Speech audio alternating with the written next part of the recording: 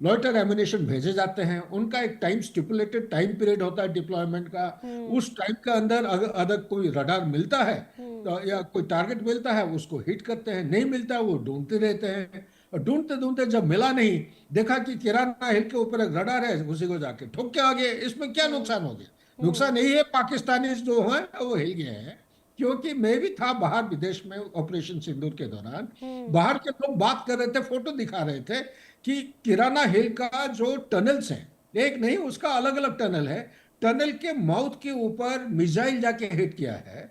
और मिसाइल तो फोटो नहीं खींच पाएंगे, लेकिन मिसाइल वो कहते हैं, बयान दिए हैं कि मिसाइल जैसे आके वो हिट किया है, ये लॉयटर एमिनेशन नहीं है। जी। और मुंह के पास जब हिट हुआ है, उसका जो स्मोक का बिलो है, हम्म। फ्लूम है पूरा एकदम ऊपर उठते हुए दिखता है। हम्म। नंबर दो, जब रडार हिट हुआ है, रडार का भी कोई कोई दिखा है। तो हम्म। इसीलिए दोनों के बीच में वो टक्कर हो रहा है कि क्या हम्म। ये मिसाइल हिट हुआ है या लॉयटर एमिनेशन। मैं कह रहा हूं, हम्म। चाहे मिसाइल हो या लॉयटर एमिनेशन, फर्क क्या है? जब आपने कोई चीज को डिक्लेयर करना था, नहीं किए हो। जी। अगर इनएडवर्टेंटली लॉयटर एमिनेशन जाके ढूंढ ढूंढ के एक मारता है, उसको रडार को गिराता है, हम्म। या रडार नहीं तो उसको मुंह को भी जाके बंद कर देता है, बिल्कुल। उसमें नुकसान क्या है? मैं कहूंगा हाँ। दोनों देश के हित के लिए हाँ। ये डिक्लेयर करना निहायत आवश्यक है। क्योंकि जो कुछ किराना हिल में हो रहा है, उसके हाँ। शायद आपको पता होगा, कोई दिन तक उनका इवैक्यूएशन होते रहा। 50,000 से ज्यादा लोग, करीब हम्म। करीब 5 लाख पाकिस्तानीज को वहां से हिला के रिलोकेट किया गया है। हम्म। बोरोन की फ्लाइट्स आते रहे, कहां से? नाइल से। एक नहीं दो नहीं, लगातार आते रहे।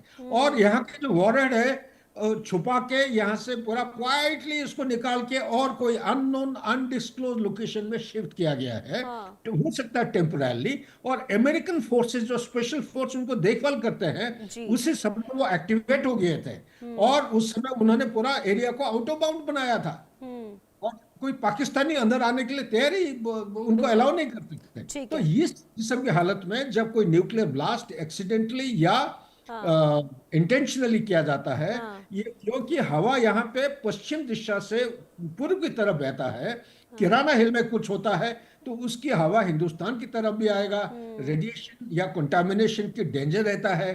तो इसलिए दोनों देश के हित के लिए मैं तो सिर्फ यही सलाह दूंगा कि पाकिस्तान को आने वाले समय में उसको डिक्लेयर करना सही रहता है। बिल्कुल। जहां पे कोई छुपा पे काम करते हैं और हाँ। जहां पे वो दिखा के भी करते हैं, हाँ। दोनों जगह डिक्लेयर करने से उन्हीं को ही फायदा है। बिल्कुल। और यही यही मैं जवाब लेना चाहूंगी। हसन फारूक जी भी हमारे साथ जुड़े हुए हैं, पाकिस्तान से हमारे साथ जुड़े हुए हैं।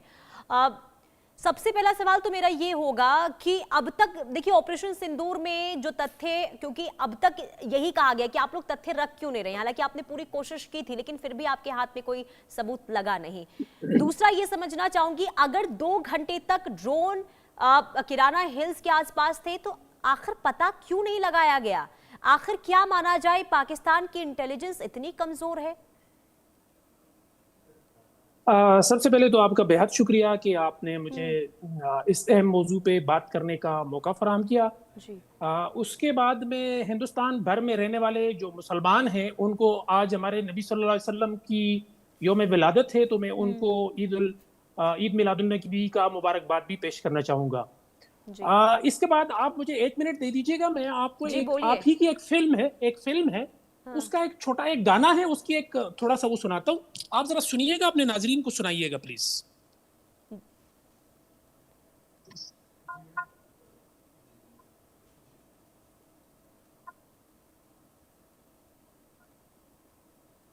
आप सुना रहे हैं या फिर आप खुद बताएंगे, क्योंकि हम सुन नहीं पा रहे जो आप सुनाना चाहते हैं। जी, ये आप ही की फिल्म है। हाँ। ठीक है, तवाइफ। ठीक है, ये आप ही की फिल्म है तवाइफ, जो ये कह रहे हैं कि बहुत देर कर दी मेहरबा आते आते। मैं जो इससे पहले आपके जो मेहमान थे, मैं उनकी जानकारी को, उनके नॉलेज को मैं अप्रिशिएट करता हूं। हम्म। लेकिन मुझे आपके सवाल में, इनकी जानकारी में और आपके इस पूरे शो में कहीं भी कोई सिमेट्री नजर नहीं आ रही। माजरत। अच्छा, मेरी एक अच्छा। रिक्वेस्ट है। सिंस सिंस हाँ। आप लोग 4 हैं, मैं अकेला हूं, सो हाँ।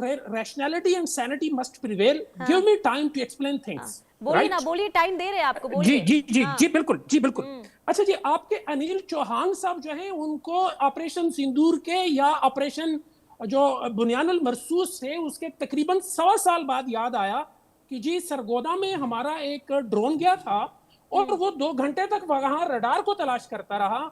और फिर उसके बाद ये जो मेजर जनरल साहब थे ये कह रहे थे कि मुझे ये नहीं पता कि उसने मिसाइल हिट किया या वो खुद वहां पे क्रैश हुआ।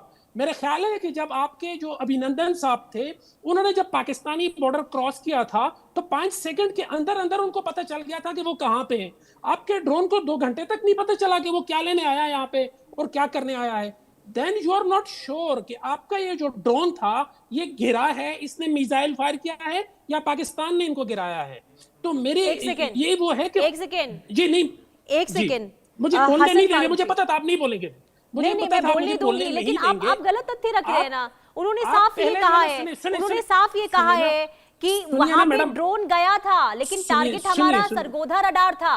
वो ये भी कह रहे सुनिए हैं ना, हाँ। आप मैं अर्ज अब करता हूं गलत आपको, इन्फॉर्मेशन मत दीजिए ना अनिल चौहान। सुनिए ना मेरी, हाँ बोलिए, देखें बोलिए। पहले भी आप 1 घंटा तक ऐसे बोलती रही है जैसे हमारे यहाँ बसों में ना डेंटोनिक के मंचन बेचने वाले होते हैं कि नंबर 1 इसका ये फायदा है, नंबर 2 इसका ये फायदा है। We should have a strategic engagement and strategic debate.